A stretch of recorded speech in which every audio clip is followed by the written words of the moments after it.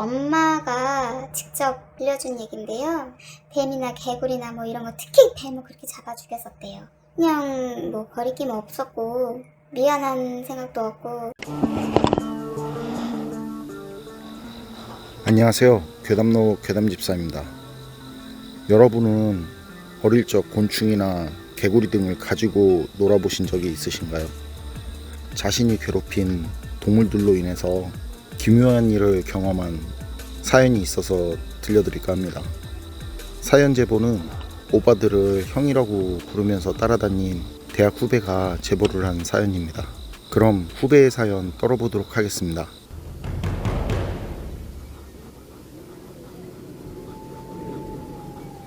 후배는 작은 시골 마을에서 태어나서 고등학교까지 다닌 뒤 대학 진학을 하면서 상경을 했는데, 이 사연은 후배의 동네 친구 어머님과 관련된 이야기입니다.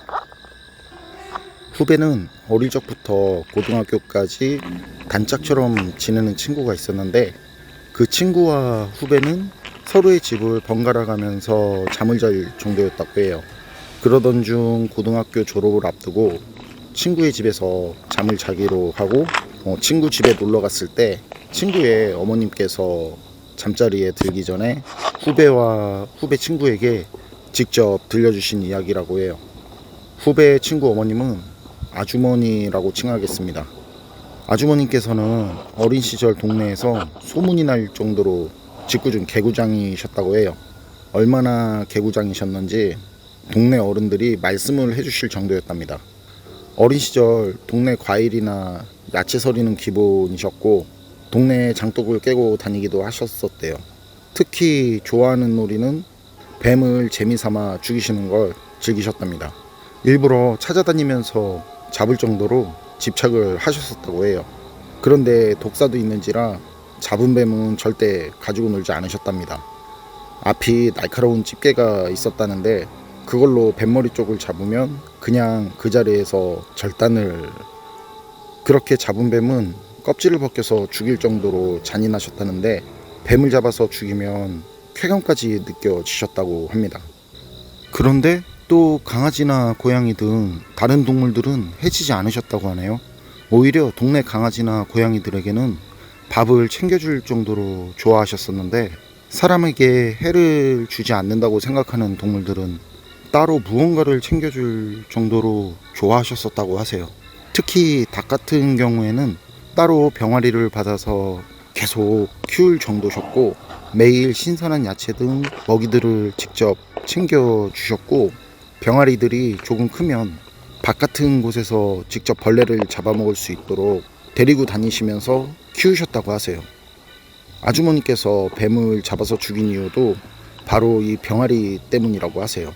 태어난 지 얼마 안 되는 병아리들이 있었고, 아주머니는 병아리 집을 따로 만들어서 소중하게 키우고 계셨다는데, 아침에 나가보니 뱀 한 마리가 밤새 병아리들을 다 잡아먹고 병아리 집에서 쉬고 있더래요. 그래서 아주머니는 그때 그 뱀을 죽이신 뒤 그 뒤로 뱀만 보시면 다 죽이시고, 날이 지나면서 집착을 할 정도로 뱀을 찾아다니며 죽이신 거라고 합니다. 이 친구 엄마네 집이 부자여가지고 밭농사를 그렇게 크게 했었대요. 앵두나무를 올라갔대요. 앵두 먹으러 앵두나무에 올라가는데 앵두를 따먹다 말고 이렇게 보니까 세상에, 그 짧은 시간에 뱀이 진짜 뱀들이 새까맣게 에워쌌대요. 막 쉬 소리가 들리게. 그리고 아주머니 댁은 당시 동네에서 제일 잘 사는 분홍이셨다는데, 아주머니가 앵두를 좋아하시니까 앵두나무 밭을 자그마하게 만들어 주셨었다고 하고, 다른 일 없으면 거기서 시간을 보내셨다고 해요. 하루는 사다리를 놓으시고 앵두나무에서 앵두를 따시는데 밑에서 이상한 소리가 들리더래요. 그래도 별로 신경 쓰지 않으시고 계속 앵두를 따시다가 막 슉슉 이런 소리가 나서 보니까 사다리 아래 뱀들이 사방에 모여 있더랍니다.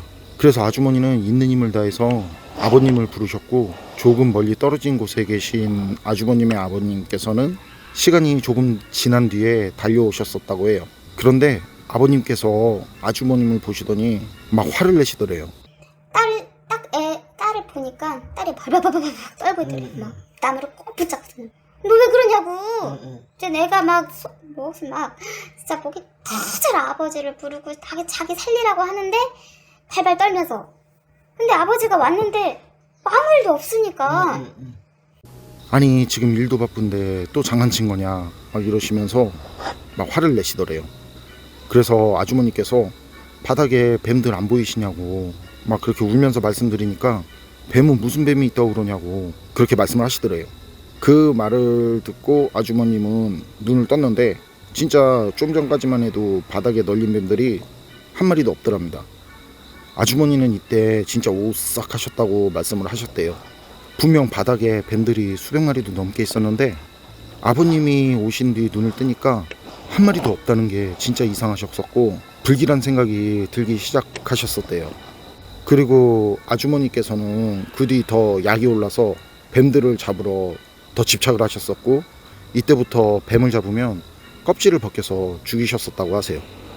그렇게 전보다 더 집요하고 악랄하게 뱀들을 잡아서 죽이기 시작하고 그리고 몇 달이 지났을 무렵 아주머니는 병아리들에게 주려고 산지렁이를 잡으러 뒷산에 오르셨을 때 일이랍니다.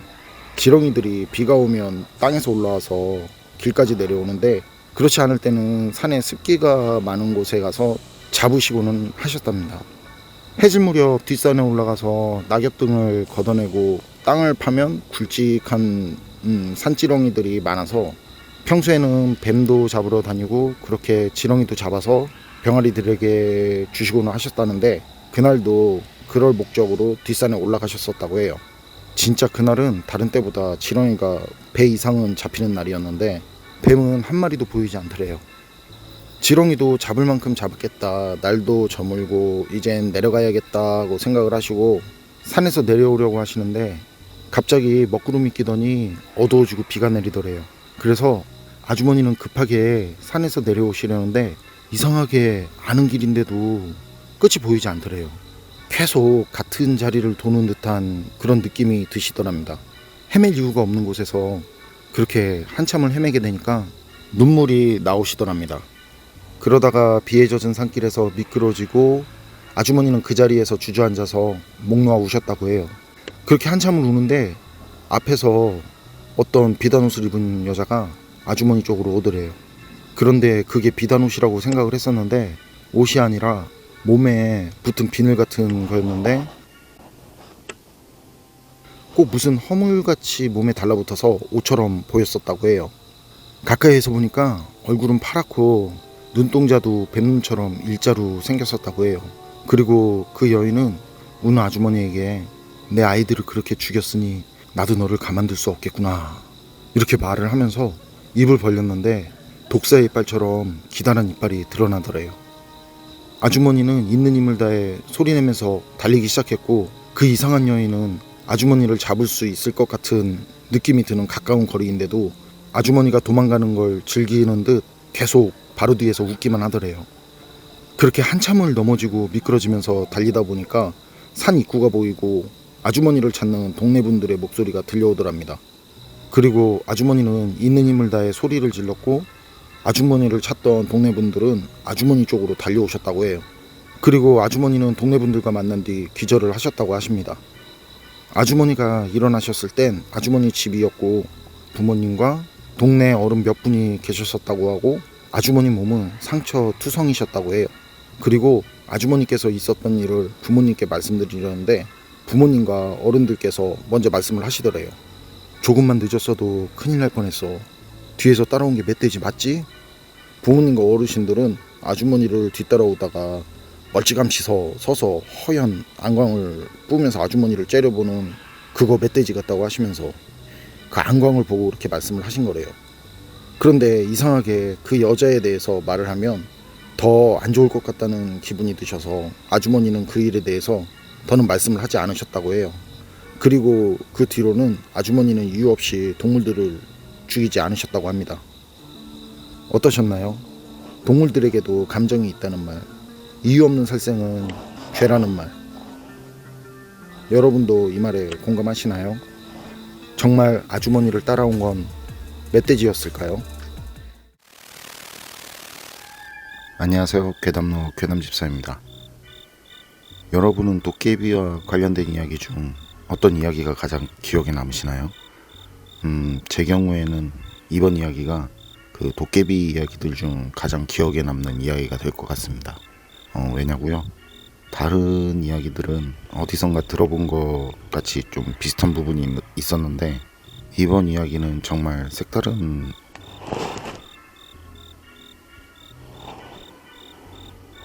그런 떨림을 주는 이야기였습니다. 이번 이야기는 미스터리 파인더 카페 회원이신 대차사님께서 제보를 해주신 사연입니다. 대차사님 사연 제보 감사합니다. 그럼 대차사님의 그 기묘한 도깨비 이야기 제가 떨어보도록 하겠습니다.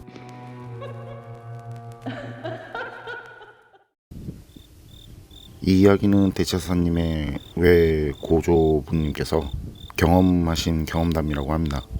아래부터는 편의상 할아버님이라고 칭하겠습니다.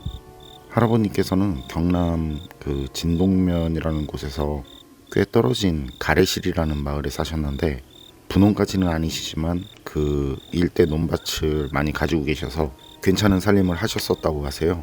그리고 진동면에서는 한 5일마다 장이 열렸는데 그 5일장에서 버들을 만나셔서 장터에서 막걸리 한잔 하시면서 담소를 나누시는 게 낙이었기에 거리가 있음에도 늘 5일 장터를 가셨었다고 하십니다. 그 시절 할아버님께서 사시는 가래실은 그 완행버스조차 오지 않는 곳이었기에 장터에 가시려면 걸어서 가셨어야 하셨는데 아침을 드시고 느지막하게 이제 출발을 하시면 점심 나절이나 돼서 장에 도착하셨었다고 하세요. 그날도 아침상을 물린 뒤에 의관을 이제 차려입으시고 장으로 향한 할아버님은 지인들을 만나서 거하게 한잔하다 보니까 집으로 돌아가야 하는 그 시간을 평소보다 넘겨서 집으로 향하게 되셨다고 하십니다. 앞에서 말씀드린 것처럼 할아버님 댁은 진동면이라는 곳에서 꽤나 거리가 있었는데 함안군이라고 있다고 말씀을 하시더라고요. 함안군 그 방향으로 나 있는 큰 신장로를 지나서 산마을로 향하는 길을 이제 들어서면 논밭이 있는 아랫마을을 지나서 경사진 산길을 오르면 또 저수지가 나오고 그 길 끝 저수지 상류 쪽에 그 작은 다리가 하나 있다고 말씀을 하세요. 그 다리를 건너서 조금 걷다 보면 이제 나오는 마을이 있는데 그곳이 할아버님 댁에 있는 가래실이라는 마을이었답니다. 할아버님께서는 취기도 있고 하셔서 허느적 걷다 보니까 어느덧 그 아랫마을에 도착했고 그때는 이미 취기도 가시고 해가 져서 주위는 그 어두워졌다고 해요. 그리고 그 아랫마을 쪽은 답 짓는 연기로 자욱했다고 합니다. 그리고 아랫마을을 이제 지나서 저수지 길로 들어서 집으로 향해 걷고 계신데 산속에서 웬 젊은 사람 하나가 갑자기 툭 튀어나오더랍니다. 갑작스럽게. 할아버님께서는 순간 놀라셨지만 이렇게 가만히 보니까 비록 그 어둠 속일지언정 인근에서 본 적이 없는 그런 용모라서 니 댁 잦으냐고 물어보셨는데 아무 대답이 없더랍니다. 그 할아버님께서는 속으로 이 젊은 놈이 대답도 없어서 괘씸하다고 생각을 하셨지만 댁에서 이제 기다리는 식구도 있고 해서 발걸음을 재촉하셨다고 해요. 걷다 보니까 그 젊은 사람이 뒤에서 계속 따라오는 그런 기색이 있어서 돌아보니 그 역시나 할아버님 뒤를 따라오고 있더랍니다. 이때 할아버님께서는 이 뭔가 이상한 놈이다 라는 생각이 불현듯 들었고 그래서 기지를 발휘하셔서 그 젊은 사람에게 큰 소리로 이제 호통을 치셨다고 하세요. 아니 어째서 젊은 놈이 어른 뒤를 따르는가 이러면서 그 젊은 사람에게 호통을 치셨는데 그때까지도 계속 뒤에서 따라오더랍니다. 그래서 할아버님께서는 이게 썩 앞장서서 길을 인도하지 못할까 하고 한 번 더 큰 소리로 호통을 치시니까 그제서야 마지못해서 이제 앞장서서 걷는가 싶더니 다시 또 어느새 할아버님 뒤에 있었고 할아버님께서 또 다시 호통을 치시며 다시 또 앞에 왔다가 어느새 또 뒤에 있고 이런 일을 계속 반복하다 보니까 할아버님께서는 어느덧 할아버님 댁에 있는 마을 입구 다리에 도착하셨는데 그때 할아버님 주변에서 그 얼쩡거리던 그 젊은 사람 그 사람은 흔적도 없이 사라졌다고 하세요. 할아버님께서는 이제 제 갈 길 갔나 보다 생각하시고 댁에 가신 뒤에 늦은 저녁을 드시고 잠자리에 드셨는데 곤히 주무시던 중 쌀이문 밖에서 누군가 큰 소리로 자신을 부르는 소리에 일어나셨다고 해요. 그 소리는 할아버지께 이제 친분이 있는 듯한 어조로 말을 걸어오는 소리였는데, 여보게 날쌔 문 좀 열어보게 이러면서 내 오늘 장에서 고기와 술을 사왔으니 한잔하세 라는 말을 계속 반복적으로 하더래요. 그래서 할아버님께서는 이제 낯선 목소리니까 방문은 열지 않으시고 창호지 구멍으로 이렇게 밖을 살펴보셨는데, 그 달빛에 비친 그 사람 모습은 할아버님이 아시는 지인은커녕 일면식도 없는 그런 사람의 모습이었답니다. 근데 그 사람은 한 손에는 술병을 들고 다른 한 손에는 새끼줄에 묶은 고기 덩어리를 들고 서 있더랍니다. 해서 그 대차사님 할아버님께서는 오늘은 시간이 너무 늦었네, 내일 오시게 라고 대답하니까 계속 지금 한잔하자며 그 큰 소리로 할아버님께 말하던 그 사람이 계속 할아버지를 이렇게 막 부르더래요. 계속. 그래도 할아버님께서 한사코 거절하시니까 그제서야 그 사람은 이제 그럼 내 오늘 가져온 것은 여기 두고 갈 테니 내일 일어나시면 드시게 하고서 돌아가는 기척이 나더랍니다. 할아버님께서는 그날 밤에는 확인할 엄두가 나지 않아서 날이 새고 그 새벽녘에 쌀이문을 열고 나가서 그 남자가 있던 것을 확인하셨는데, 담장 위에 커다란 그 죽은 구렁이 한 마리가 새끼줄에 묶인 채 올려져 있더래요.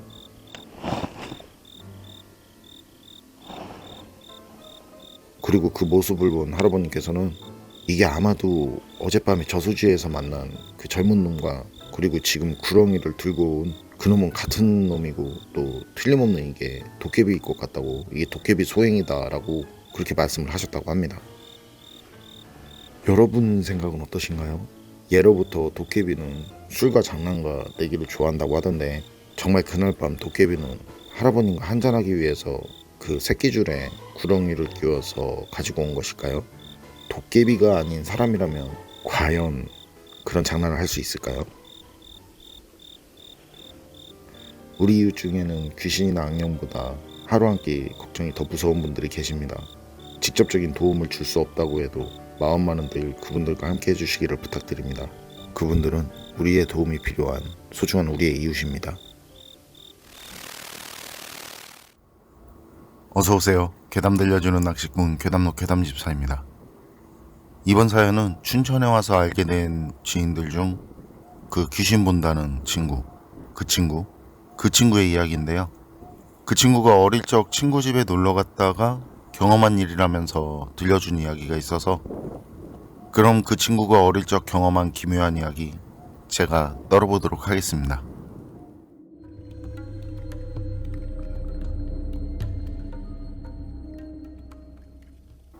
전에 약수터 갔다가 하체만 있던 사람을 본 그 친구, 못 보신 분들을 위해서 우측 상단에 카드로 링크 걸어드릴게요.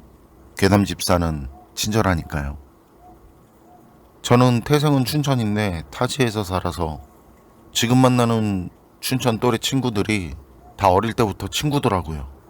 그때 모인 친구들은 모두 어릴 때부터 한 동네에서 자랐고 지금도 굉장히 친한 사이들인데요. 그래서 그때부터 다들 어울리면서 모여 다녔는데, 이전 이야기에서 나온 그 덕만이 고개, 그 고개 근처에 작은 마을이 몇 개 있는데요. 그 친구가 살았다는 마을이 저도 알고 있는 마을이더라고요. 지금은 이런저런 이유로 많이 더러워졌지만 저 어릴 때 기억에도 거긴 밤하늘에 은하수가 보이는 그런 마을이었거든요. 그렇게 공기 좋고 물 맑고 밤하늘에 그 은하수 보이는 동네에 이 친구들이 살고 있었는데, 동네 산을 타고 내려오는 겨울에서 같이들 멱도 감고 물놀이도 하다가 친구 집에서 밥도 먹고 잠도 자고 그랬었다나 봐요. 그랬었다고 하더라고요. 진짜 생각해보면 저도 어릴 적엔 그랬었는데 그때가 그립네요.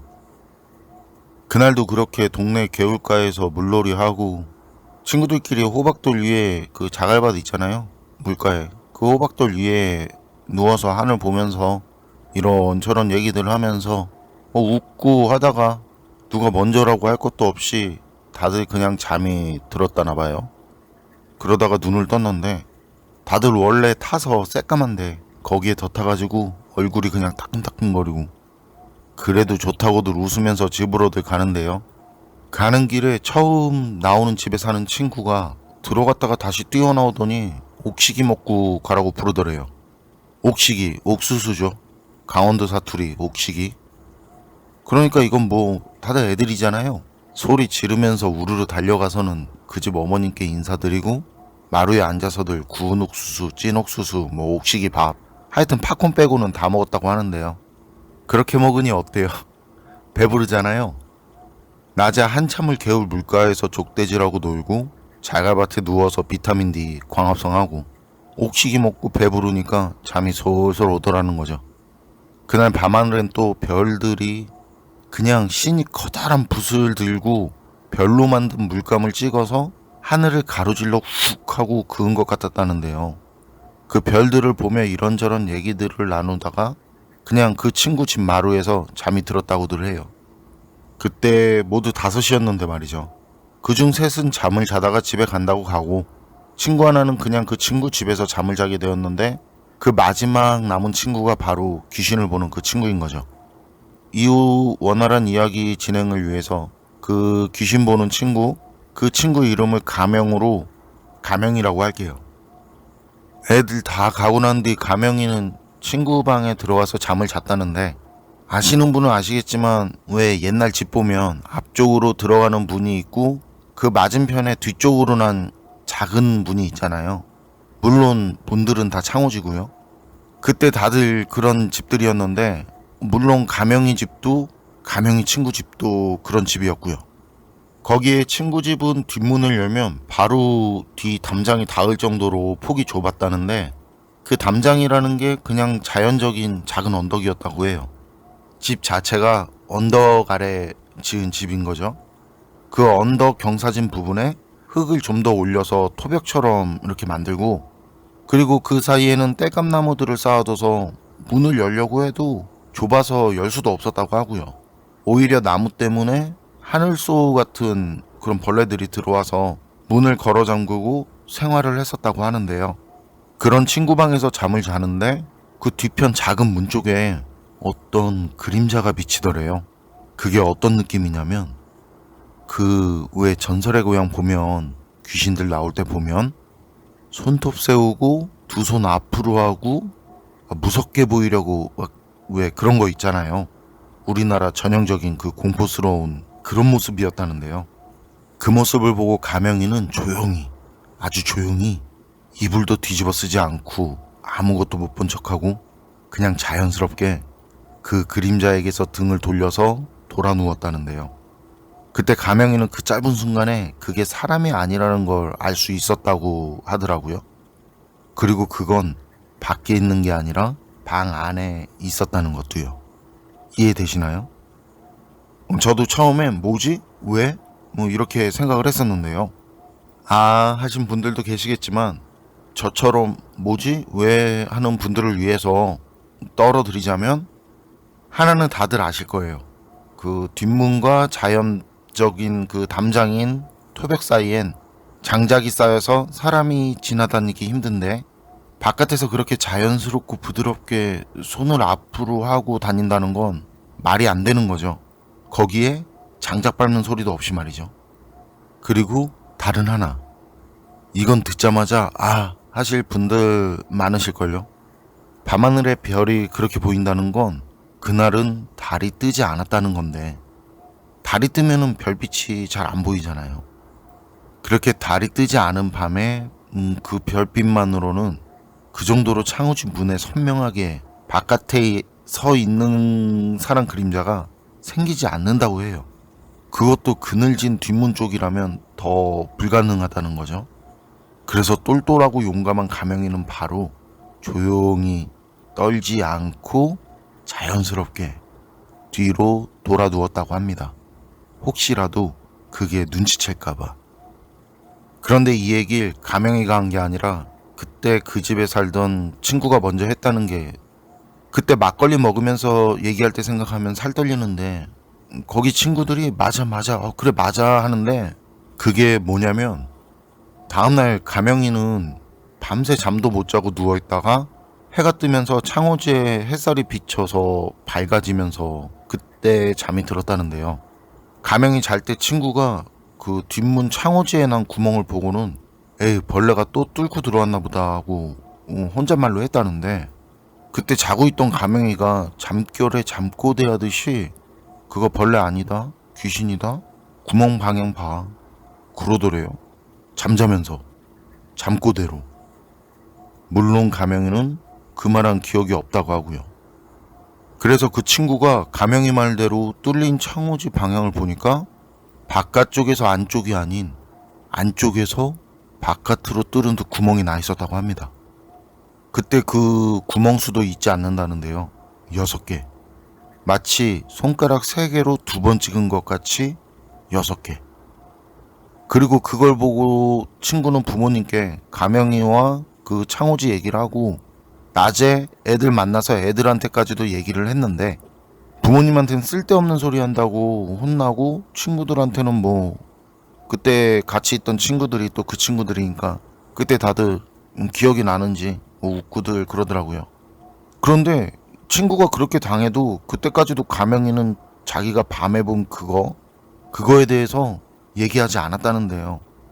그 뒤로도 계속 창호지 그 종이 붙이면 구멍 나고 또 붙이면 또 구멍 나고 하니까 친구가 부모님께 많이 혼난 일이 있었다는데, 그제야 가명이가 그 친구 부모님께 얘기했다고 하더라고요. 그거 꼬리가 있는데 방 안에서 돌아다니고 있더라고. 그런데 알고 보니 그 친구 집이 사냥꾼 집안이었다고 하더래요. 그것도 여우를 주로 사냥하는 여우 사냥꾼. 사실 80년대 전만 해도 여우가 많았다고 해요. 그 여우들을 잡아서 생계를 이어가는 집안이었는데, 가명이 친구 할아버님은 살생이 싫어서 사냥을 하지 않아서 아버님도 사냥을 하지 않았었지만 알고 계셨다고 하더라고요. 증조부께서 사냥해서 잡아오는 산짐승들, 그러니까 가명이 친구 증조부, 그 가명이 친구 아버님한테는 할아버지죠. 그 증조부께서 사냥해서 잡아오는 산짐승들, 그중 대부분이 여우였다는 걸요. 가명이 친구 집은 가명이 말 듣고 그럴만도 할 것 같다 싶어서 무당을 불러서 구슬했다는데, 무당이 구슬하던 도중에 도망을 쳤다고 해요. 눈이 뒤집혀서는 막 토를 하다가 그냥 막 정신없이 뛰쳐나갔다는 거죠. 가명이와 친구들은 어릴 적 본 그 모습이 충격적이라 지금까지 잊혀지지 않는다고 하고요. 그래서 그때 동네 어르신들이 하는 말이 그 무당 하나 미쳐나간 게 귀신 들려 나간 거라고 하더래요. 여우 귀신이. 무당이 가짜거나 괜히 되도 않는데 나섰다가 변당했다면서 말이죠. 뭐 그런 말들을 많이 하셨다고 하더라고요. 그리고 그때 가명이는 그 일이 있은 뒤에 좀 지나서 그 효자동이라는 곳으로 이사를 해서 그 동네를 떠나왔다가 나중에 고등학생이 되면서 그때 친구들을 다시 만났다고 하는데요. 그때까지도 그 친구들이 그때 그 일을 잊지 않고 기억하고 있었다고 해요. 물론 지금까지도요. 이 얘기가 전에 말씀드린 풍물시장에서 막걸리 먹으면서 들은 친구 집 귀신 얘기입니다. 괴담록 오늘 이야기는 여기까지입니다. 그럼 저는 다음에 또 다른 사연으로 찾아뵙겠습니다. 늘 건강하시고 평온하세요. 감사합니다.